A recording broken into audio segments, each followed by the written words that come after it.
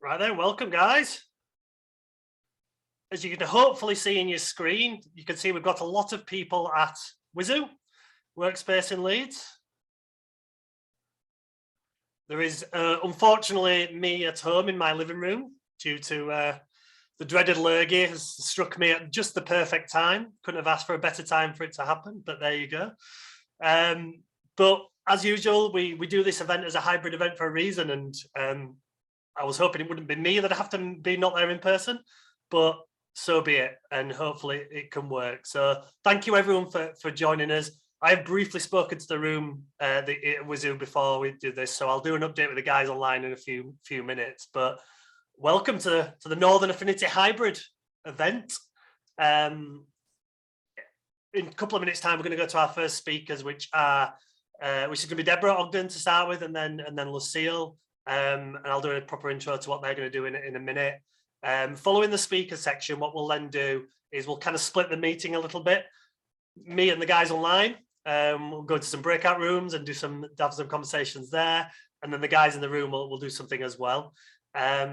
During the breakout rooms, I'll then come back into the main room just to kind of finish it off. But I'll kind of explain that as we go along. But like I said, part of the reason of these meetings is to hear from people who can pass on knowledge and expertise and all that kind of stuff, and that's why we're going to start with straight away. So Deborah, whenever you're ready to come up to the fore. So Deborah is oh, there's a round of applause in the room, as I can see. You need to unmute in the room, Brad, so that the guys can hear that. So Deborah's going to talk to us about how you can stand out and get visible in a very blended world. And now today is obviously a great example of this blended world, this hybrid approach we're in now. So it's very much up to Deborah. Deborah will talk to us about how you can stand out, and that's kind of her area of expertise. But I won't steal her thunder. As you can see, there's a presentation coming on screen now, and I will leave that up to Deborah now to introduce yourself and tell everyone what we're doing. Do you want to test your microphone, Deborah, so we can hear you? Hello, can you hear me? We certainly can. Yeah, I was going to say I've never had problems with volume before, so the room won't have a problem. It's those that are further afield. So thanks, Brad. Okay, so Brad, where am I looking? Am I looking into this camera as well? Yeah. Well, wherever you want. Wherever you want. Okay, I'm just checking that everybody's part of the meeting. So I've just been saying to Judy, you know, I'm a little bit hyper because I've had lots of coffee, but this is my first in-person presentation for 2 years. Yay! And you know, it's great because I started off with applause. Can you just remember what to do in 30 minutes time? I'm talking about personal branding. And the thing about personal branding is I've been doing this for 11 years. And even up till probably 8 years ago, people said, personal branding, what's that? And honestly, in the last 11 months, I've had more interest in my business and my services than I've had for the previous 11 years. All of a sudden, this blended world has meant that we have to be visible, whether we like it or not. And yes, when you walk into a room like this, you are visible. But if you sat at home, there's the option to switch the camera off, isn't there? And we have to actively get out there, get ourselves out there. Because has anybody had that feeling ever that you might be the world's best kept secret? You sat there, aren't you? We've got this brilliant business idea and you think, you know what, I'm going to take over the world. I can remember writing my very first business plan, thought, how am I going to have enough hours in the week to deal with all these people? And then thought, oh, wait a minute, where are they going to come from? And it took me a while in that naivety to realise that it was about me getting out there. And it's about establishing ourselves as the go-to person in our field. And that's what your personal brand is about. You know, so many people talk about, oh, it's for influencers. It's about a beautifully curated Instagram feed. Yes, that's important. And Lucille's going to tell us, I'm sure, that it's about beautiful images. But actually, the essence of your personal brand, Jeff Bezos sums it up best, is what people say about you when you're not in the room. So how would people describe you? What words would they use when your name comes up in conversation? And I think there's this perception that actually to screw up your personal brand, you have to do something terribly wrong, you know, Tiger Woods style. But hopefully nobody goes that far. But actually, it's the small things. It's the small things that build an excellent personal brand, a powerful personal brand. And it's the small things that can destroy it. I'm just going to tell a few stories as we go through about how you can use your personal brand and how it can impact you. And, whoops, help, Brad. It didn't sound very healthy. Shall I use the, ooh?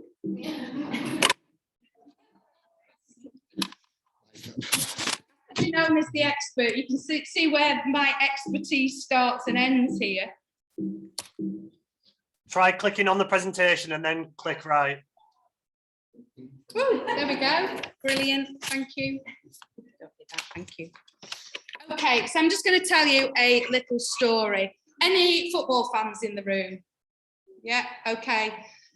This one, the volume of hands goes down here. Any Huddersfield Town fans in the room? Okay, well, there's me. There's a bit of this going on here.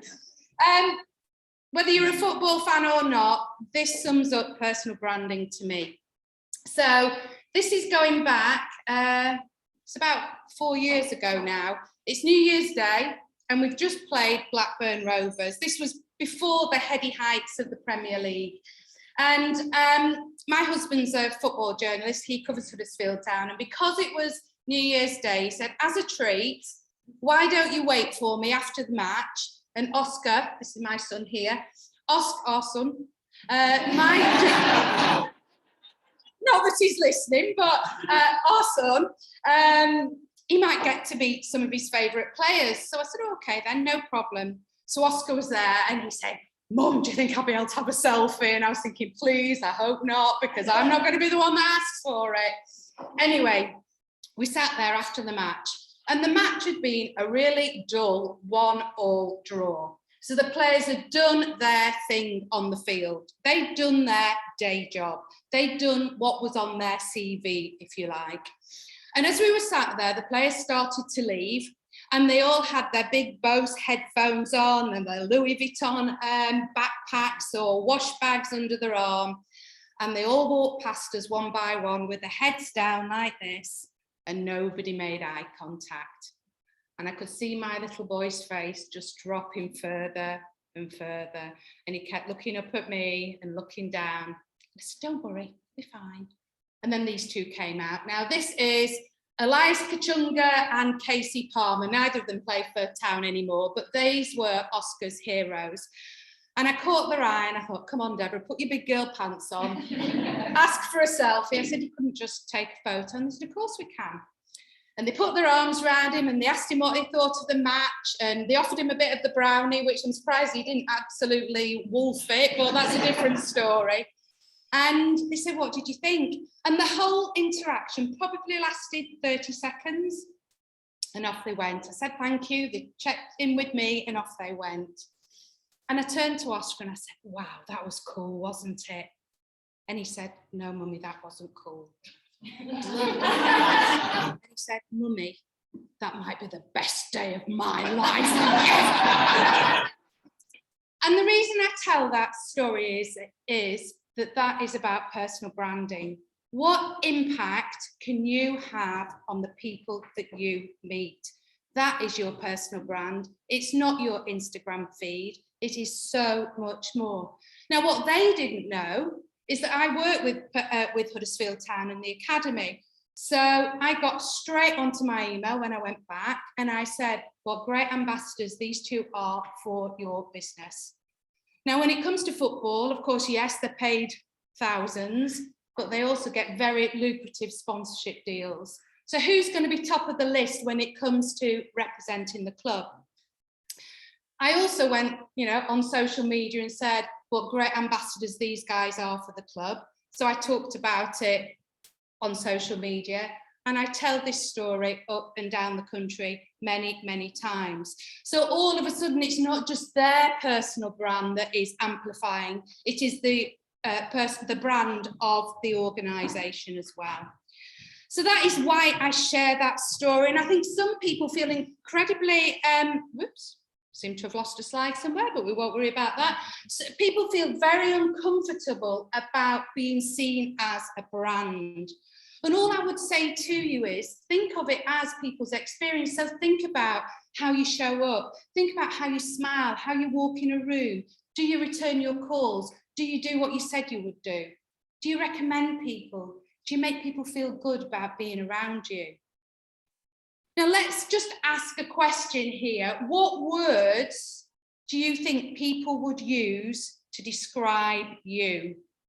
Everybody think of a word that people would use to describe you, okay? So that might be your personal brand. And if you don't know what that word is, then maybe you need to do some research. But that is the personal brand that's over on the far side. So there's that personal brand that is in your head, the one that says, I'm entertaining, I'm hilarious, you know, I'm really great at my job, I'm professional. And then there's this personal brand here, the one that is out there, and that's actually the one that matters. And that's the one about perception. So it's not what I think I come across, it's how you experience me in this room. And that's why personal branding, I always say, is simple, but it's not easy, because you need a degree of self-awareness, and you also need to know how you are communicating with your audience. So if you don't know what people think about you, it's time to ask some questions. And when I'm working with people one-to-one, we do a 360 feedback, and we look for the trends, and 95% of the feedback is fabulous. Oh, it's great. You know, it's all that, yeah, he's great at this, he's good at that, she's a great team leader. And then there's usually 3% that causes a bit of angst, and, you know, often there's tears and throwing it across the room. But actually that's the gold dust, because when you know that, you can do something about it. And that's when we start to fulfill our potential. It's about you as a brand. It's about how you impact on people. It's how you do these three things. So this is my impact methodology, I can't even say it, methodology, if you like. You need to be able to do three things. You need to have clarity on your message. So what do you want to be known for? That word that was in your head, what do you want to be known for? But also, who do you need to be in front of? Who are your audience? There's no point being out on TikTok doing these special dances if actually everybody's sat over on LinkedIn. So it's about knowing which rooms you need to be in and having that absolute clarity. But also, not just the demographic, but what are their pain points? What do they need from you? How can you serve your audience? You need that absolute clarity. You need that clarity of your message as well. And this is what I love about Northern Affinity, actually. It's not about what we do, it's who we are and how we go about it. How many networking events do you go into? And there's such a buzz in the room when you walk in that people make you feel so welcome.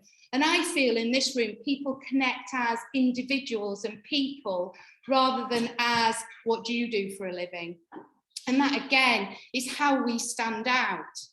You know, how many coaches do you know? How many social media experts do you know? Well, there'll be certain ones that you buy into and you buy into their personal brand. And then you need to communicate. So the communicate piece is how you show up. So this is how you walk in the room. It's all those things, your body language, your non-verbal communication. So everybody just put the okay sign in the air for me like that. And just place it on your chin for me. Okay. So how many have got it on their chin at the moment, and how many have got it on their chin? Okay. I spotted Lorna at the back, and I haven't seen Lorna for ages, but she's seen that many times. Where was it, Lorna? You know, try it. It always works. And I didn't know if it would work online, but it has been working online for the last 2 years as well. we have to be congruent. Our body language has to match our words, and you've just seen what happens if it doesn't. So it's all these things, it's how you dress, and I know that's one that's very controversial, but it's not just the impact of your dress on other people, it's the impact of your dress on your performance as well, and that's called enclothed cognition. Loads about it on the internet, it's fascinating. And then it's about capitalising on it. Now, this is the tactical stuff. This is the fabulous photograph. This is the beautifully curated Instagram feed. This is posting on LinkedIn. This is about blowing your own trumpet. And there's a great study that's quite old now called Harvey Coleman's Pie Model. He says 10% of your career success is down to your performance, 10%. 30% is down to your image, which is your personal brand. And a huge 60% is down to your exposure, which is what I would call capitalized visibility. So you need to be out there. If not, the chances are your audience won't know about you and you will be the world's best kept secret. And people say to me, who thought I would be quoting Dita Von Teese this morning? Yes, we're going all burlesque for a moment.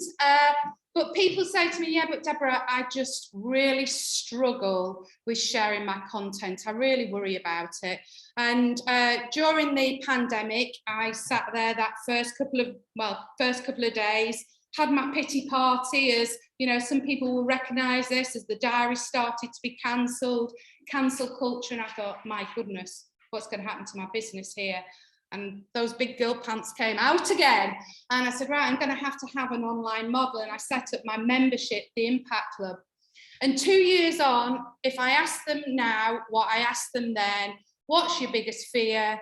Content and video. It's always the same. And it's that big thing about, I worry what people will think. You know what, we need to get our heads around this. If they're your audience, they're your tribe, they'll love what you've got to say. Serve your audience and let the rest of them go. If you've got a powerful personal brand, you will be divisive. The most powerful personal brand in the world, Donald Trump. You might not buy into it, but certainly a hell of a lot of people did, and they will be his advocates for life. The rest of them will go. There are enough people in your tribe to follow you. You know, and it's about finding your platform. This is my platform. I love being in the room. You know, it's so difficult when you can't get that feedback on the screen, and I'm sure many of you will recognise that. But if this isn't for you, this isn't where your strengths lie, then find the platform that works for you. Again, during lockdown, you know, I couldn't do this, so I set up my own podcast. But if you need to tell stories, then find other podcasts that you can get onto. Because all of a sudden that opens you up to other people's audiences. Find out what you're wonderful at.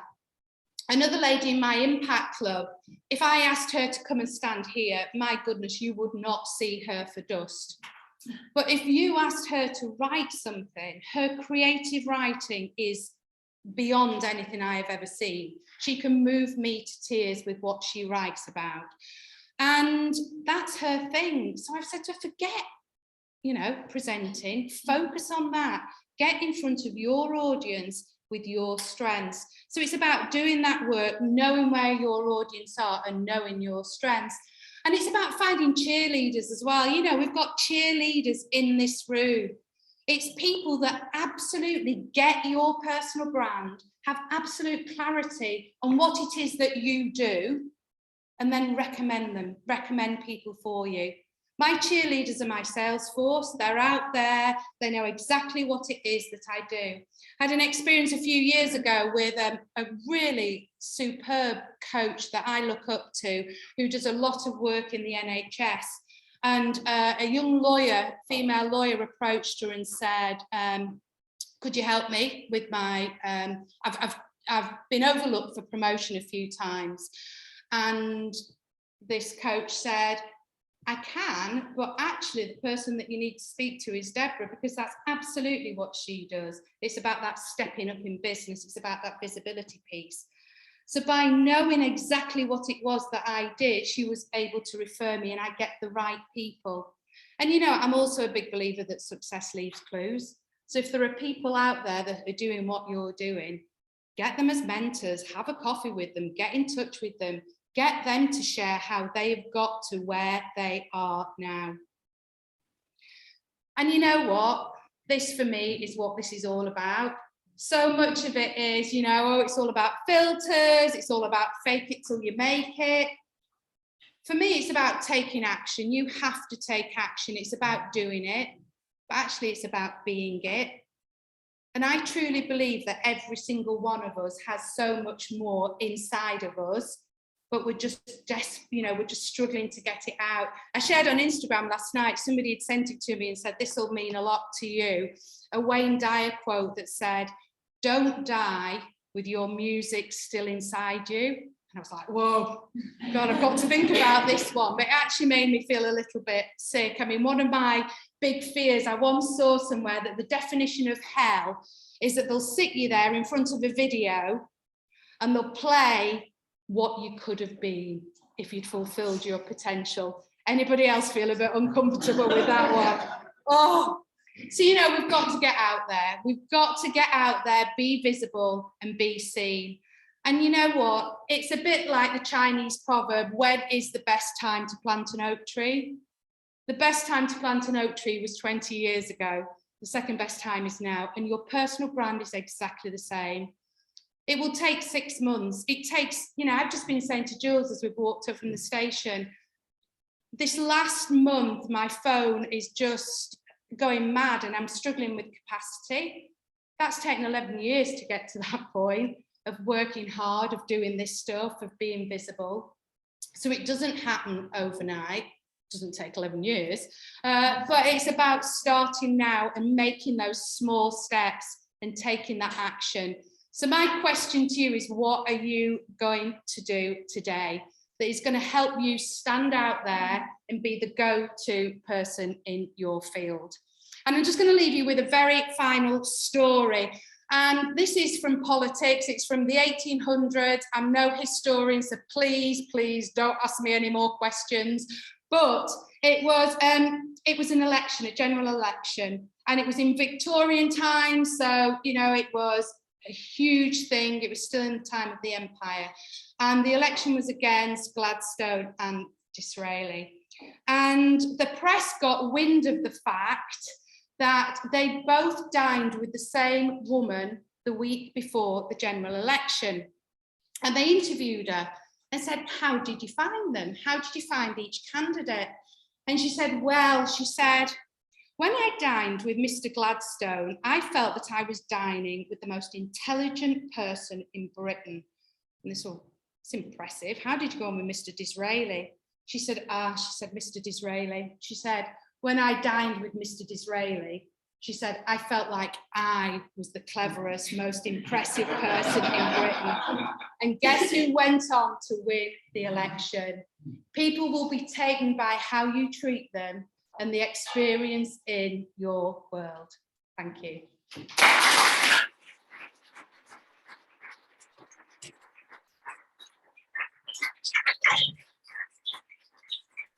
You just stop sharing that presentation for us, Brad. That'd be great.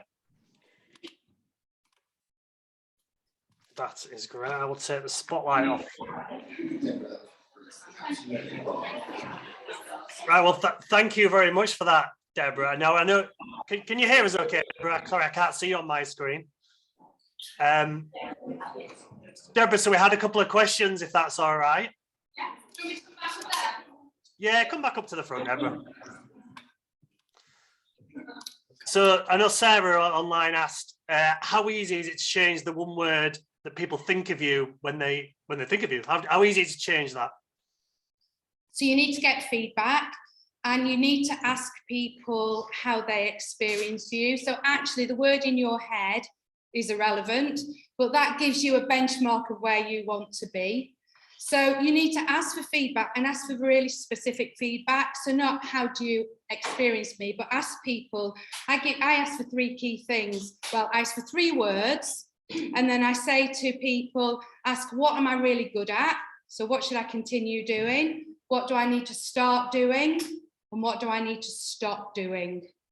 And then you look at the trends. So you need to ask about 10 people and get the trends. And you need to look for a theme. And if there's a theme of really great, but on a Friday morning when the traffic's bad, I give them an hour before I go in and say hello. And all of a sudden you think, what's going on a Friday morning? So it's looking for those themes. But I'm a big believer in habits. And somebody said to me, and this was a bit of a light bulb moment, it's about changing the way you do things so that you eventually be it. And actually change those habits so they are so easy to do that you can do it on a bad day. Because I don't know about anybody else, I'm the one that's out there trying to do, you know, I start doing a few weights and then I think, oh, this is a bit easy, or couch to 5K is another one. Anybody ever done that? And you start off and you think, this is far too easy, I'm going to jump forward 2 weeks, and then you put your back out.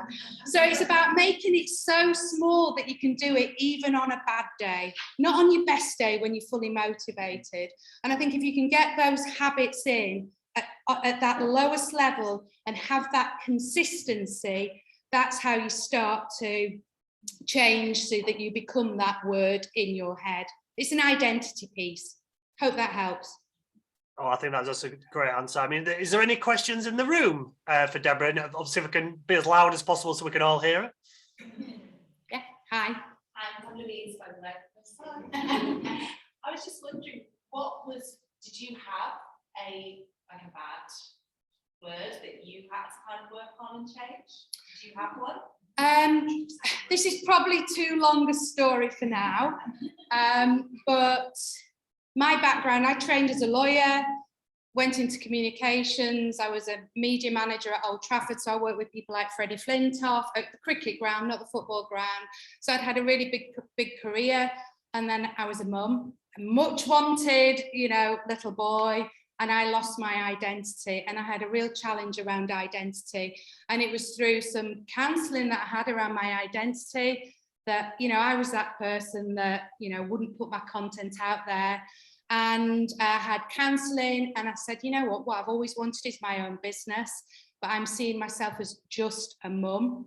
And I know that might trigger some people in the room, but just a mum wasn't enough for me. And for me to be the great mum to Oscar, I had to have that identity as Deborah, as a businesswoman. So it's about working on that self-belief and how you see yourself. Because if you don't see yourself as where you want to be, nobody else is going to get you there. Thank you. Any more questions? Sorry, I can't see the room, so I don't know if there's any hands up. There's none here. I just wondered if there's no more online. No, and I guess obviously if anyone, obviously in the room, you can all grab Deborah during the day if you want to speak to her, and obviously the same to the people online if you want to find out more about Deborah and what she does. You know, I'm sure you're happy to connect on LinkedIn and various other things. Is that right, Deborah? Yeah, no problem at all. Thanks, Brilliant. Mike. Well, I say thank you very much, Deborah. That was brilliant.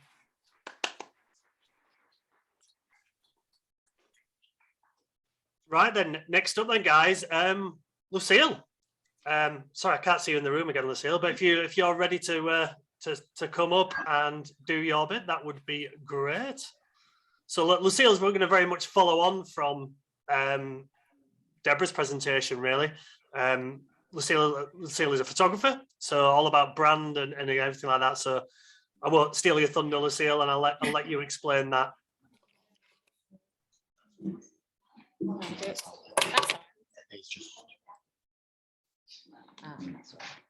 Okay. Right.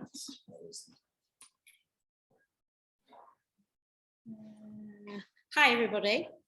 I am also a little bit nervous because I haven't done any speaking for longer than 2 years ago. So I'm afraid I've printed out my script because I thought there's no way on earth I'm going to remember it. There it is. Yes. So, is it sharing? Yeah. Before I start, I thought I'd just show you my show reel. So hopefully it has sound and hopefully it will play it. Fingers crossed. Technology.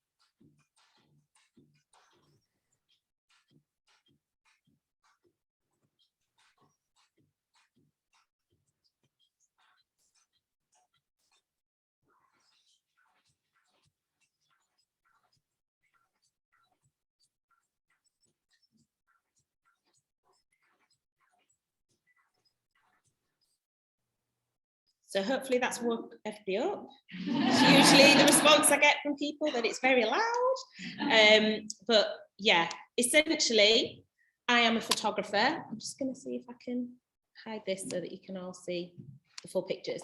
Yeah, so there's going to be a lot of crossover, I think, with what Deborah said. There's a lot of synergy between the two things that we do. And when Bradley first asked if I was interested in speaking today, I thought it would be a good opportunity because I think we do complement each other really well. So a little bit about me and my journey. Yes. So I've always been creative. I was a kid that used to come home from school with like, oh, is it this side? Technical issues.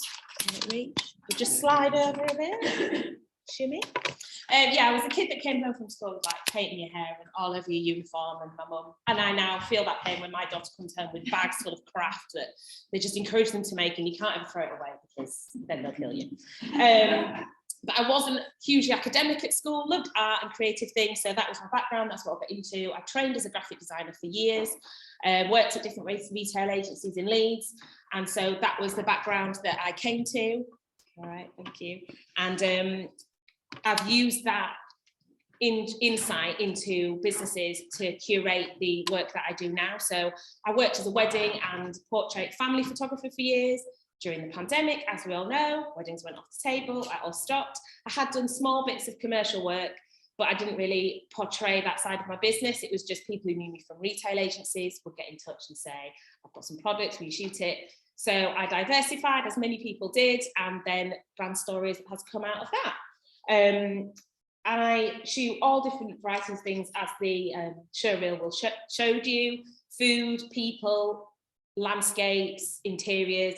Usually whatever business has, that's what I will show. So we're going to do a little bit of a whiz through about how I think photography is important for your business. A lot of clients that I speak to often don't know what they're going to share as a story, don't think they have anything of interest to share and talk about. But as Deborah mentioned, it is really important, and every business, I believe, has got something that they can share. So as Deborah said, again, I'm going to quote the very renowned Jeff Bezos. It's what people say about when you're not in the room, and it's really important to hammer that home to you, that you may think you're the best at what you do and the best business and the best brand, but if people have forgotten about you, or you're invisible, or people say things about you that perhaps aren't as complimentary as you think they are, then that can make quite a difference. Your brand is built to be a true representation of who you are and how you wish to be perceived. It's a powerful tool to build a relationship with consumers and be recognised again as an expert in your field. And having a professional brand appearance will help build that know, like and trust factor that I'm sure everybody's heard being mentioned before, from ways to get your information and your stories out to the public.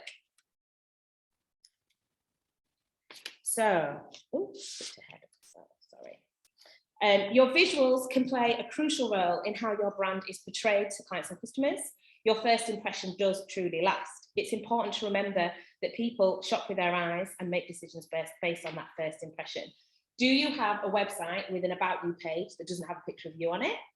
How old is your LinkedIn photograph? I get that a lot, that I've seen somebody, I've met them in person, and they look nothing like their LinkedIn picture. It was like they came out of uni and now it's 30 years later, and that's the picture that is still on there. And it's kind of, you want to be portrayed as being honest, is that you're catfishing people in business. It's not really a good way to be.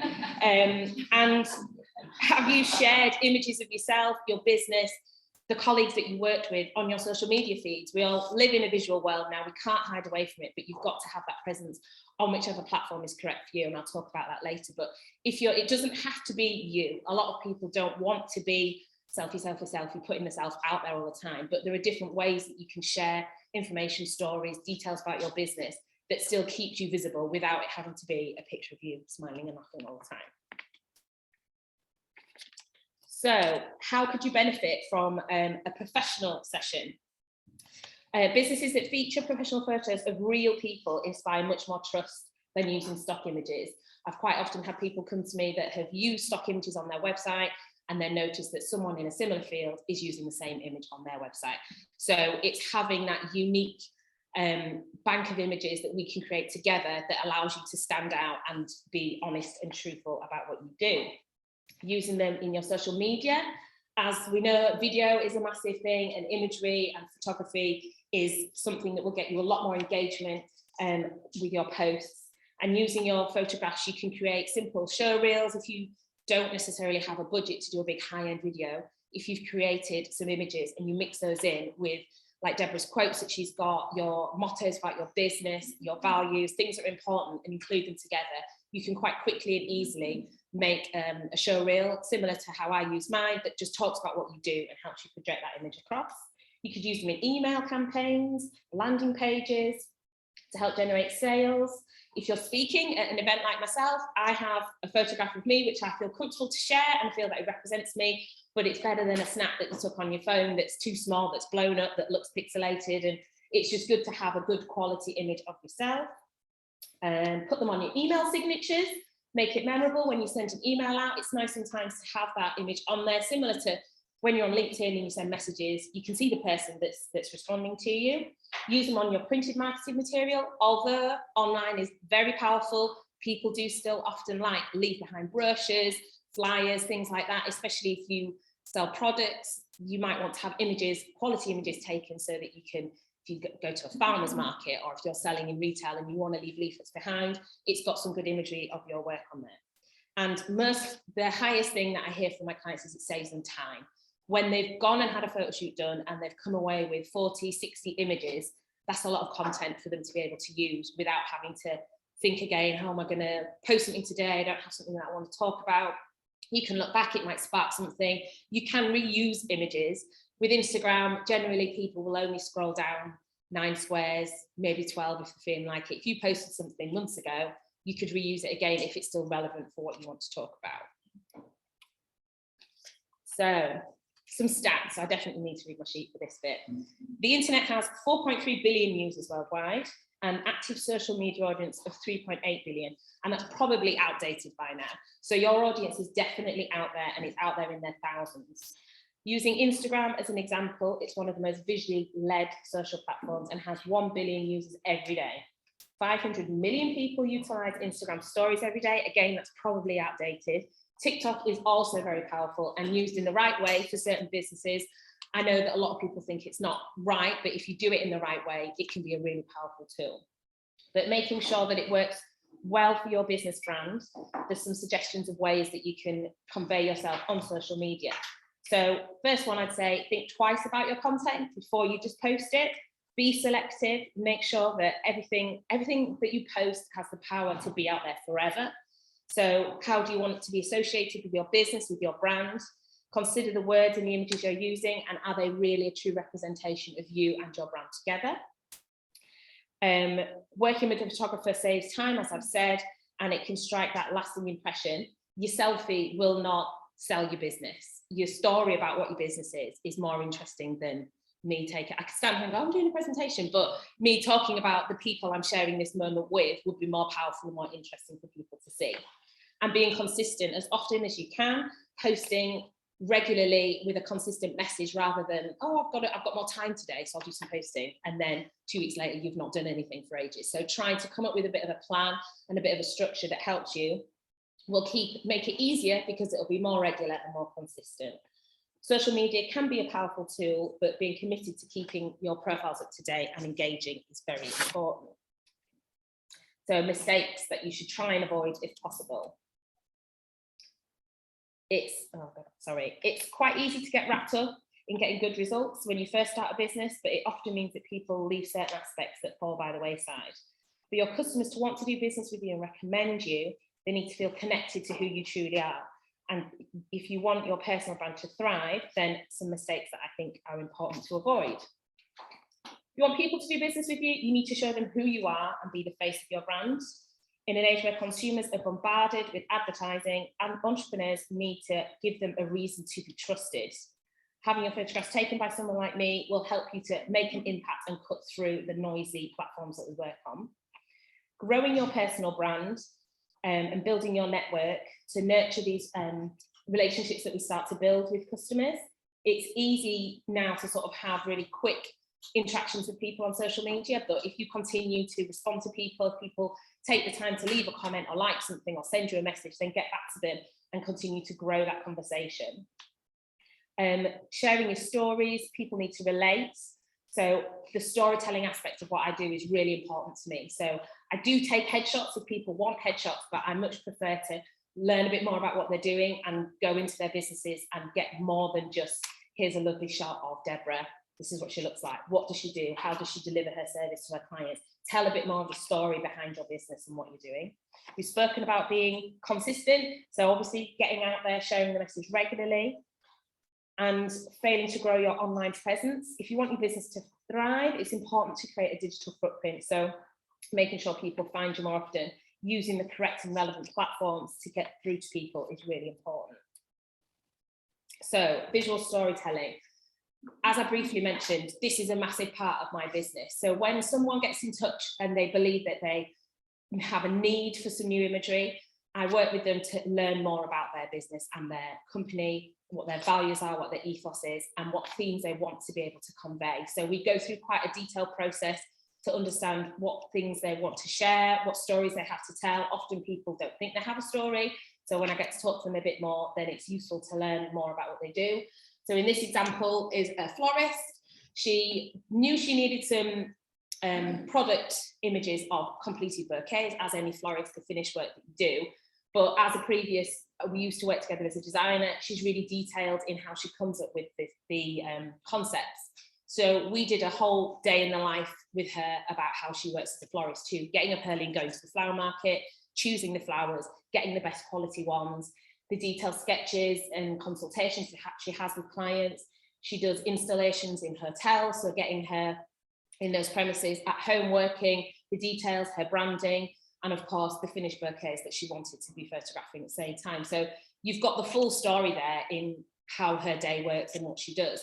So thinking about how you could utilize that kind of an idea and that storytelling aspect to your business, you might think, I work as, I don't know, what could you be? An accountant. I'm an accountant, it's not very interesting, people might think it's really boring. Well, actually, you're saving a lot of problems for people. If one of the words that people think about you as being friendly and approachable, and you make information clear to someone who doesn't understand it, then perhaps having photographs of you delivering a consultation would be a good idea, so that people can see that aspect of your business and understand that, well, if I book with Jeff, he's going to be really helpful, he's going to be there on the end of the phone. It's not going to be just an email and he'll respond and I don't really understand what he says. You're going to have more to that story to tell. So some top tips to try and improve your visibility online. Number one, as Deborah said, choosing the right platform for you, knowing where your customers are and how you can speak to them. If you are an events company, perhaps Facebook's the right place for you. If you do a more service, professional-based profession, LinkedIn is the right platform for you to be talking. But you can share across different platforms and similar stories, but tailor your content and the way you're writing and the images you're sharing about your business to the platform that you're working on. Creating engaging content. So knowing who your audience is and sharing to them will add value. Only share things that will try and add value to their lives. When you're planning your posts, some question what you're going to share. What is the purpose of this content? Does it add value to my followers? Can they engage with it? Will they be able to relate to it? Will they find it inspiring? Will it demonstrate my credibility? Share the benefits that they can have from working with you. And remember, keep storytelling in mind. I'll hammer that home. That's a big point to not miss out on. I'm guilty of not doing this. Testimonials and word of mouth is really powerful and important. If you get an email through from someone who's been really pleased with the work you've delivered to them, why are you keeping it to yourself? Share it with other people. Get on your platforms and tell people what a great job you did for somebody. Much as Deborah did in the story about the footballer, she had a brilliant interaction with those players and she shared that. So your word of mouth and recommendations are really powerful. So get out there and share. I know you've all probably got something in your email inbox from somebody. It's like, I'm so pleased, you responded really quickly, you helped me, you saved time. Share that and get it out across your platforms for people to see. Conversations and calls to action. All your social media platforms are there for an obvious reason, to spark conversation, to encourage us to be social. So when you're thinking about a caption or something to go along with your imagery or your post, try and spark a conversation. Ask your clients questions, encourage them to share their opinions with you. This will help that nasty little algorithm to get more information from you, because people will be interacting with what you're sharing. Try and remember, like I said, to reply to people when they send comments, and then they'll want to see you again and speak to you again on your social media platforms. And being authentic. It's easy to talk about your business when you share real events that have actually happened to you and offer your perspective and opinions. If you're a working mum, talk about that. If you have an alternative message to delivering your service, share it. No one is going to be more passionate about their business than you. Your business and your brand, you are your business and your brand. You live it and breathe it, so share that with people. Don't try and be like anybody else. Celebrate the differences that make your business unique and get that out there to the world. So this is something that a lot of people say, I don't think I have anything interesting to share in my business. I sit at a desk and what do I do? Not very exciting. There's something in there that you can share. So I've put together a few examples of different clients that I've worked with over the past year, to hopefully it might spark you to think of something, that a story that you could share. So this was a training and recruitment company. They got in touch. I worked with Fliss on this. She was working with them. They were rebranding. They needed images for the website. But their premise was they have different consultants that come together, but they're spread all over the country. So they were coming together for a workshop day, all in the same place, and they wanted images that they could then use to share. They have all this expertise. It's not very often they all get together, but they wanted it to feel relaxed, informal, but still professional. So we found a brilliant co-working space, which is beautiful. It's in Manchester. It's called the Beehive. In fact, I need to send it to Michael. And we can go there because it's a gorgeous, gorgeous space. But it just gave them, they felt relaxed instantly. A lot of the time, I don't like having my picture taken. I hide behind the other side of the camera. So I know how it feels when people say, and I have people online are very lucky because I have been stalking around, getting photos of people already today while you're here. I try and be as discreet as I can and try and make people feel, I hope one of my words would be friendly and comfortable and put people at ease, because that I know what it's like to be photographed. So getting that across, everybody, we're in a new world now. It's a lot more informal, I think, in business. People aren't as corporate as they used to be. Those headshots of people with their arms folded against a blank white wall with no personality, I hope are dead, because I hate those pictures. But I hope these images show that you can still come across as professional. You can still have that approachable feeling, but just do it with a little bit more fun. Manufacturing. A lot of people say it's really boring.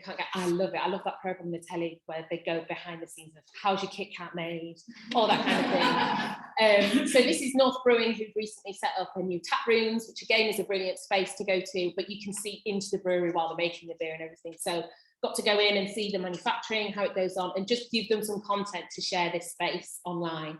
There's always a story in there to be told. There's always something interesting that you can get out and get across to your followers. Schools, education, often for prospectuses, things like that, people might get in touch, but you want, I mean, this for me was just joyful because I would love colour and vibrancy, and the kids just are nosy and want to know what you're doing. But if I want to send my kid there, they look like they're having fun, and that's something that the school wants to project. It's all well and good having a website, but if your kids on there look like they're dressed from the 80s and it's not really what's going on in the school, it's not honest. So again, those sort of things are really important. Product photography. If you're a company that is manufacturing something and selling it online, you want it to look the best it can be. So this is a fragrance company who got in touch because they just needed product photography, but then the relationship we built up with them, that we started doing more lifestyle images for their social media. So they're really big. The majority of their sales comes through social media. They're constantly sharing stuff. So they need a hell of a lot of content to be sharing. New products, seasonal products, Christmas, summer, you name it, they've got it out there. So it's being ahead of the curve, trying to prepare for the seasons that are coming and get that content in ahead of time so you've got it to share. Personal branding. So this fits in very much in line with what Deborah was saying. This was a startup, an interior designer. She'd done a few small scale projects, but didn't have any images that she felt confident sharing with her about herself. So again, it was the idea of the detail, the research, the consultations that she gives with people, and then a headshot that's more lifestyle orientated, that feels more relaxed and approachable, and not, she's a creative person, so why would she have like a boring blank image on her profiles and things like that. Hospitality. was talking earlier with Becky about hospitality. I love working with the hospitality sector. It's something that they have tons of stories to talk about. So this hotel up in North Yorkshire is amazing. If anyone wants, if you've got an anniversary coming up and you want your partners to splurge on, you tell them you want to go there. But they, during lockdown, refurb loads of the bedrooms, reupholstered the chairs in the dining rooms. So while it was quiet, they utilised that time to get me in and get some images. Then I've been back because we've done seasonal food shoots. Then they've had some behind the scenes in the kitchen. And it's just giving those glimpses of information to people that maybe go all the time and love it, but they want to know that, okay, they're doing summer cocktails, what drinks have they got in? Or if you're new, oh, what's it like? You want to have a nose around the bedrooms. So often in those instances, you can't get all the image in. If you're going to take it on your iPhone, it's too wide to get the room in and make it look nice. So getting a professional in to do it, you might think of slightly different compositions to get a more interesting picture than just a box standard, yeah, this is the room. They're a high-end Michelin-star restaurant. They want that to be portrayed. They don't want to look like a travel lodge. So you've got to have the right kind of balance. And essentially that's it. That's me in a nutshell. I'd love to connect with everybody, Facebook, Instagram, LinkedIn. I don't know if anyone's got any questions, and then take some questions. And if not, I've just got a little something to share afterwards with Laura, but I don't know. Take on that. Great. So yeah, have we got any questions in the room or online? Anybody? Lucille? No, I think we're okay then, Lucille. Do you want to share what you were going to share with? So if Laura, the lovely Laura, wants to come up, I don't know, can you put it back onto the Paul Bradley? I'm making him work today. About time he did some work, Lucille.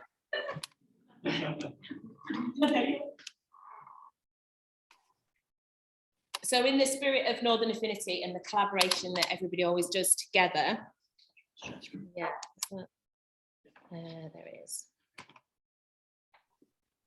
Okay, there we go.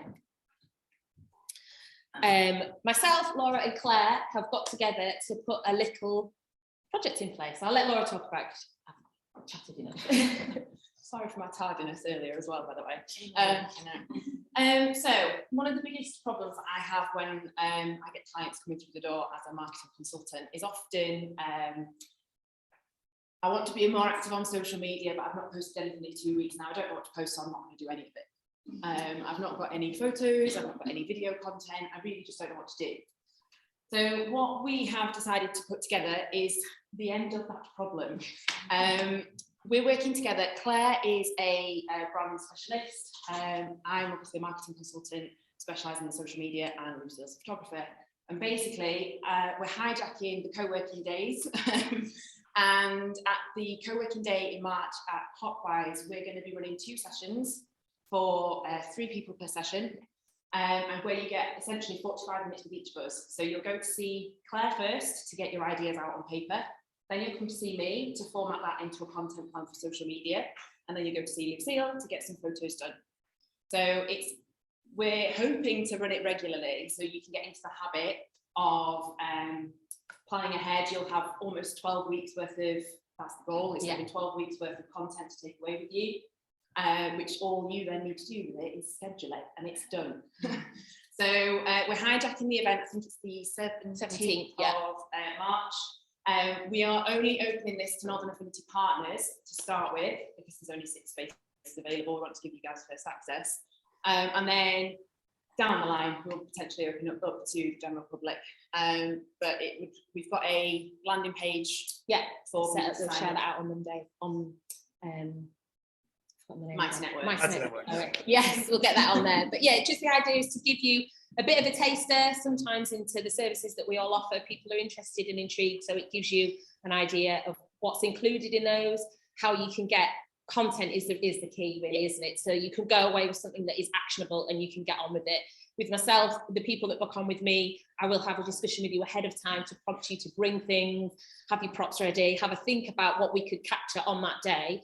And then it's just sending you away with a little ready-made package to get you all out there and get you all visible is the plan. So I'll share this slide on Mighty Networks this afternoon, and then, like we said, the landing page will go live on Monday. And like we said, there's just a limited 6 slots, but then we are going to start a waiting list for people that are interested for future ones going forward.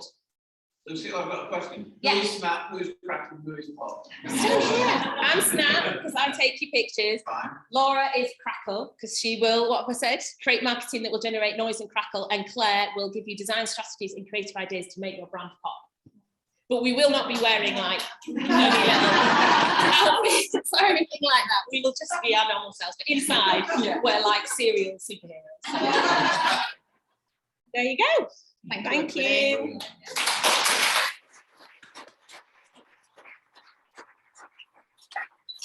Right, well, thank you very much, guys. That was, I'm sure everyone will agree, both speakers, really fantastic talks, very relevant as well to each other. I think for me, the biggest takeaway I got from it was how necessary being authentic is, how important that is as well, and whatever we do. It's kind of obvious when you say it, but I think that obviously both Lucille and Deborah mentioned that, so I think that's really, really vital. So yeah, thank you to both speakers. So what we are going to do now is actually, it's time for the rest of us to do some work and do some, well, when I say work, have some conversations, have some chats. So what we're going to do now is we're going to split the meeting a little bit in two, because speaking to each other over Zoom and people online is just unfortunately not quite feasible. So I'm going to take the guys online. I'm going to do some things there, and you guys in the room. What I would suggest is on your tables as you are, just sit and have a 10-15 minute talk now, maybe on reflections that you got from both speakers, maybe ideas and thoughts that you've got and things you're going to do moving forward. I think that'd be a really good use of the time. Plus, it gives you a great opportunity to find out about each other a little bit more as well. For those who are in the room and are going to be heading off to the Ready, Steady, Bake It in a short while, I know you're leaving around 12. I think we need to be there for about 20 past 12. So in the next 10-15 minutes, there is a buffet lunch for you guys there. If you want to go grab it and bring it back to your table so you can kind of eat it at a normal pace and not have to stuff it down your neck in 5 minutes and get indigestion. I would suggest you maybe do that. But once I set the breakout rooms online in about 10 minutes or so, maybe 15, I'll just come and close off the meeting in person. But I'm going to love you and leave you in the room now and let you guys have those conversations. And I'll go and speak to the guys online and yeah, enjoy your conversations and speak to you all in the room in 15 minutes. And now I'm going to speak to you all online and we're going to have a chat. If you could mute me on your end, that would be great. So you're not hearing us chat. That would be good, Brad. Right then, everyone. Thanks for joining us online. Hopefully that's been really useful, and two really good speakers, two very relevant speakers to each other as well. So what I mentioned earlier is I'm going to do is probably just do a breakout room in the next couple of minutes time, just to get you a chance to talk to each other. Again, like I've just said to the guys in the room, I would suggest maybe just kind of reflecting on the two speakers, gives you a chance to kind of what you've taken from it, as well as get to know each other a little bit. Now, looking around the room, I know there's some people who know each other quite well and some that maybe don't know each other. So a chance to find out a little bit about each other as well. Does that sound okay? So before I do that, I'm just going to quickly, let me go back to my notes, just give a couple of quick updates for everyone. Well, I give to the room before you guys joined us. So far this year, I know many of you know that we're hosting co-working days at venues all over the north, and since we've moved them to regular dates and regular venues, this year has been fantastic. We've had 96% attendance so far at the events. It's been fabulous and it's so good. So, I'd encourage anybody, whether you're a partner or a guest, if you can get along to one in the future, please do. They're all available on the website, and like I said, all over the north. We just add in another couple of venues as well. So the York one in February will be for the first time as a regular event. We've also got one in a couple of weeks' time in Bradford at Hope Park, which is just, if anyone knows the area, it's kind of just behind the Cedar Court, right at the top of the M606. So even though it's officially Bradford, it's very good to get for, because where it is on the motorways next to the M606, 62, all that kind of stuff. So that's in a couple of weeks as well. So if you get a chance, please do. We'd love to. I've seen Helena, you're coming to York, which is good. Looking forward to that one. Excellent. The monthly meeting, the one that's going on now, we are actually also in York for that one. So the February version will be in York.